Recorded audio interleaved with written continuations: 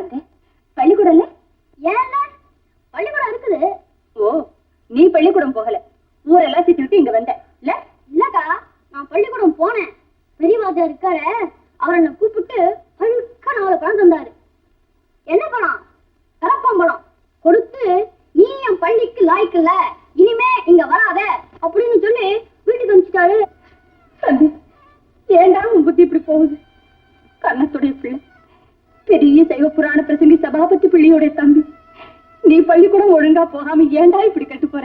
அக்கா, இந்த பள்ளிக்கூடத்துல சிரமப்பட்டு சொல்லிக் கொடுக்கிற விஷயம் எல்லாம் எப்படியோ எனக்கு தெரிஞ்ச விஷயமாவே இருக்குக்கா. சட்டாம்பிள்ளையின் அட்டகாசம், பெரிய வாத்தியாரின் பயமுறுத்தல், தப்புக்கு மீறின தண்டனை, இதெல்லாம் நிறைஞ்சதுதான்க்கா அந்த பள்ளிக்கூடம். அங்கு அச்சமும் அகம்பாவும் பெருகுமே தவிர. மகாவித்வான் காஞ்சிபுரம் சபாபதி முதலியார் நடத்தும் பள்ளிக்கூடத்தையே நீ இவ்வளவு குறை சொல்ல ஆரம்பிச்சுட்டே, அப்புறம் உனக்கு யாருடா சொல்லுவாங்க? ஏண்டா, நம்ம பெரிய அண்ணனை பெரிய பிரசங்கி ஆக்கினது அவர் தானே.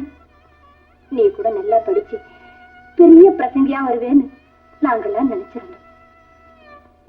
அக்கா, எனக்கு வேண்டி வான்மொழியை எதிர்நோக்கி வடித்து கிடக்கும் நிலத்தின் தாகத்தை மரத்தினையில் தேங்கி நிற்கும் பனித்துளிகள் சுட்டி சுட்டி தணிக்க முடியுமா?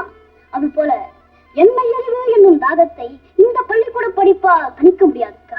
கடவுள் என்னும் கருணை மேகமே என் மீது பொழிந்து எனக்கு மெய்யுணர்வு ஏற்படும்படி அருள்